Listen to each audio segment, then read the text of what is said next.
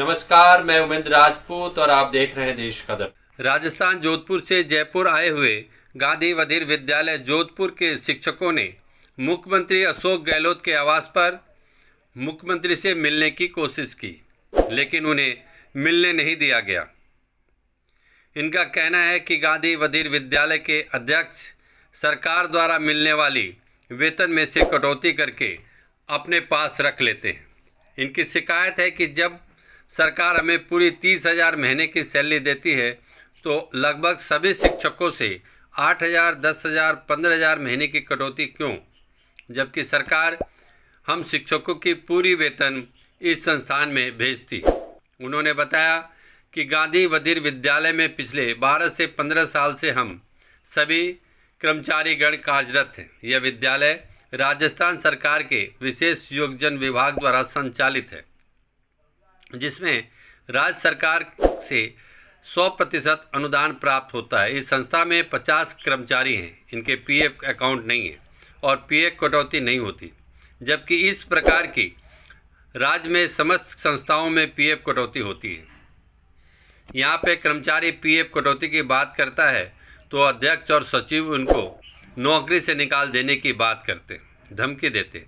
अध्यक्ष द्वारा कर्मचारियों को पूरा वेतन नहीं दिया जाता, जबकि राज्य सरकार जो मानदेय देती है उनको यह 10 से 15,000 तक काट लेते हैं। जब भी स्टाफ बच्चों की समस्या में साथ देता है तो इनको धमकाया जाता है।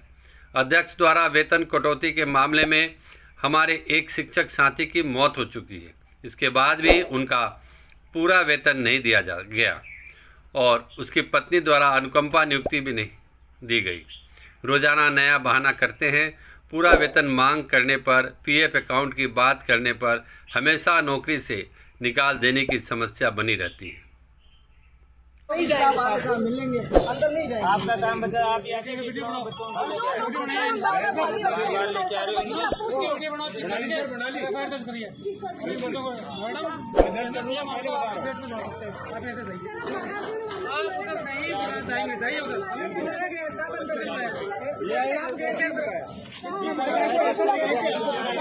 ऐसा कुछ नहीं है। आप जाइए, आप जाइए।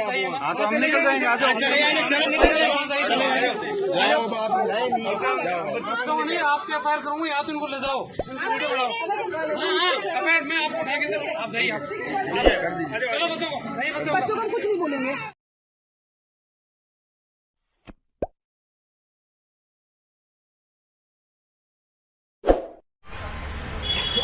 क्या समस्या है आपकी? किन समस्याओं को लेकर यहाँ पर आए हैं आज आप लोग? सर, हम जोधपुर बधिर कल्याण समिति द्वारा संचालित गांधी बधिर उच्च माध्यमिक विद्यालय में विशेष शिक्षक पद पर कार्यरत है और हमारा जो मानदेय है वो सामाजिक न्याय अधिकारिता विभाग के अंतर्गत जो विशेष योगजन डिपार्टमेंट है वहाँ से हमारा 100% मानदेय आता है। हमारी मांग ये है कि सरकार अभी जो कॉन्ट्रेक्चुअल हियरिंग रूल्स 2022 संविदा वाला रूल है उसमें हमको शामिल कर और स्थायी कराने की कृपा करावे। सरकार से हमारी ये मांग है सर, क्योंकि हम बहुत से ऐसे मतलब मानदेय कर्मी हैं जो 2 साल से लेकर 15 साल तक यहाँ काम कर रहे हैं और हमारे को सर अभी कोई स्थायी नहीं किया गया। हमें सरकार से कहते हैं हमें स्थायी किया जाए इस रूल के द्वारा। जो आप बता रहे हैं कि आपको मानदेय पूरा नहीं मिल रहा है, तो गवर्नमेंट की ओर से कितना मानदेय आपका फिक्स किया गया है? मानदेय सर अलग अलग पद के अनुसार दिया जाता है सर। उसमें कुछ मतलब मानदेय कर्मों को पूरा मिलता है और कुछ को नहीं मिलता है। तो हम सरकार से ये भी चाहते हैं कि जिनको मानदेय पूरा नहीं मिलता सरकार उनको मानदेय पूरा दिला कर मतलब संविदा रूल्स में हमको शामिल कर स्थायी करा, ताकि मानदेय कर्मियों का शोषण न हो और शोषण से मुक्ति मिल सके। अभी आपने बताया कि 30,000 रुपया मिलता है सरकार की तरफ से और आपके पास 15,000 आता है। कौन काटता है, कहाँ जाता है पैसा? सर ये तो सर जो बीच में जो संस्थाएं होती है उन मानदेय कर्मियों क्या को। संस्था का नाम क्या है? संस्थाएं सर राजस्थान में अलग अलग है जिनको मानदेय। आप जिसमें काम कर रहे हैं जोधपुर बधिर कल्याण समिति जी, सरकार के पास कितने आते हैं और सरकार के पास से आपके सरकार के पास सर विशेष टीचरों के लिए अभी 1 अप्रैल से 34,500 मानदेय निर्धारित किया गया है। उससे पहले कितना था? उससे पहले 30,000। आप लोगों को कितना मिलता था? अभी तो सर हमको बहुत से टीचर को पूरा मिलता है और बहुत से टीचर को कम मिलता है, पूरा नहीं मिला। किसको 25,000 मिलता है, किसको 30,000 मिलते हैं। तो सर हमारी निवेदन यही है सरकार से, ताकि ये भ्रष्टाचार को ख़त्म करते हुए इन दिव्यांग हम बच्चों को पढ़ाते हैं, हम पुनीत कार्य कर रहे हैं। और हम ये चाहते हैं कि सरकार सर जितने भी NGO चलते हैं उनको ये नेत्रहीन है, मानसिक विमंदित है, मूकबधिर है, इनमें जो मानदेय कर्मी है उनको सुविधा में लेकर इनका मतलब स्थायीकरण किया जाए।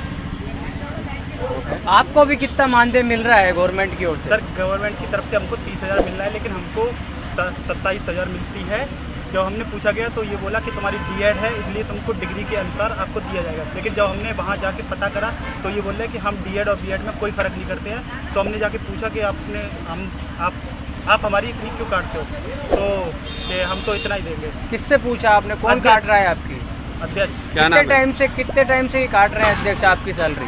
सर हमारे 2 साल से काट रहे हैं। क्या नाम है आपके अध्यक्ष का? सोमनाथ जैसे। तो ये संस्था कब बनी थी? आप कब इसके अंदर ज्वाइन हुए थे? सर मैं 2008 से आया हूँ, और ये 2018 से, और ये संस्था चल रही है 1940 साल पहले से, 1982 से। कितने जो टीचर हैं उनके पैसे काटे जा रहे हैं और कितने काटे जा रहे हैं? सर ये किसी का फिक्स नहीं है, वो अपने अनुसार काटते हैं। किसी का 5,000 काटते हैं, किसी का 8,000 काटते हैं, किसी का 10,000 काटते हैं। और जब पूछते हैं तो यही बोला जाता है कि ये हम आपका इतना ही उठाते हैं। लेकिन जब हम वहाँ जाके पता करा तो ये बोला कि D.Ed और B.Ed हम किसी का फ़र्क नहीं करते, सबकी सैलरी सेम जाती है। आपका नाम क्या है? आपकी कितनी सैलरी काटी जा रही है? मेरा 34,500 आता है गवर्नमेंट की तरफ से, 25,000 दिए जा रहे हैं। ये कितने टाइम से दिए जा रहे हैं आपको? ये सर पिछले साल ही किए थे 25, उससे पहले मेरे को 18 दिए जा रहे थे। जब 30,000 दी, 12,000 रुपये तक दिए जा रहे थे। तो आप कितने टाइम से कार्यरत हैं अभी? सर 2.5 साल हो गए। सर मेरा नाम शालिनी है और मैं यहाँ पे पिछले 5 सालों से काम कर रही हूँ। और मेरा हर साल किसी न किसी बहाने से मतलब फिक्स नहीं है, जितना उनका इच्छा करता है उतना काटा जाता है। कभी 3,000, कभी 2,500, 1,500, कुछ फिक्स उनका नहीं है। और मेरा मातृत्व अवकाश पे मैं गई थी, उसकी भी सैलरी मुझे नहीं दिया गया। और जब मैंने डिमांड किया कि मेरी मातृत्व अवकाश फीस दिया जाए, मैं पिछले 3 सालों से हॉस्टल में थी और 3 महीने के बच्चों के साथ मुझे हॉस्टल से बाहर कर दिया गया, और इसकी जिम्मेदारी किसी ने नहीं लिया। और मैं रहने वाली यूपी से हूँ सर। अब आप ये बताएं कि आपको जयपुर आने का क्या कारण है आप लोगों का? सर हमें जयपुर आने का कारण है क्योंकि हमें वो जो हमारे संस्था के संरक्षक है, कौन है? सोहन जसलाल मेरिया, वो हमारी बातों को नहीं सुन रहे, इग्नोर कर रहे हैं। और जब हम बुलाते हैं कोई ना कोई बहाना करके टाल दिया जाता है, तो हम अपनी बात डायरेक्ट CM तक पहुंचाना चाहते हैं सर। CM से मिले आप? जी अभी नहीं मिले हैं। आपके साथ बच्चे भी आए हुए हैं? सर हमारे स्टूडेंट साथ हैं आपके? सर बच्चे हमारे साथ नहीं आए हुए हैं। हमने सोहनलाल जसलाल मेरिया को एप्लीकेशन दिया था शनिवार को 11 बजे के समथिंग। हमने उनसे बोला कि हम जयपुर विज्ञापन देना चाहते हैं, तो उन्होंने बोला ठीक है आप जाओ, हमें कोई आपत्ति नहीं। फिर उनका 12:30 बजे कॉल आता है कि जो आपने एप्लीकेशन पे लिखा है वो बच्चों को आप डायरेक्ट बताओ कि आप CM के पास जा रहे हो। तो हमने बच्चों को बताया कि हम CM से मिलने जा रहे हैं, कुछ विज्ञापन देना। तो बच्चों ने बोला क्या मैं आपके साथ जा सकता हूँ? तो हमने बोला नहीं भैया बच्चा आप हमारे साथ नहीं जा सकते, आप हॉस्टल में रहते हो, आपकी जिम्मेदारी हॉस्टल वालों की है। और इसके बाद बच्चे कब निकल जाते हैं हमें कुछ नहीं पता। हम जो टीचर यहाँ पे आए हैं हम सारे ही हॉस्टल के बाहर रहते हैं, अपना रूम किराए पे लेके। सर हम गांधी बधिर विद्यालय में टीचर हैं, विशेष शिक्षक हैं, लेकिन कितने सालों से लोग 2 साल से लेकर 15 साल तक कार्य कर रहे हैं, लेकिन किसी का PF नहीं कटा जाता और ना ही जॉब सिक्योरिटी है। और कहा भी जाता है तुम अभी अगर कुछ करोगे तो तुम्हें निकाल दिया जाएगा। तो आप अभी CM से क्या चाह रहे हैं? CM से हम यही चाह रहे हैं कि हमें संविदा कर्मी 2022 एक्ट में शामिल कर दिया जाए। CM से आप मिलने की कोशिश किए? हाँ गए थे सर कल हम मिलने,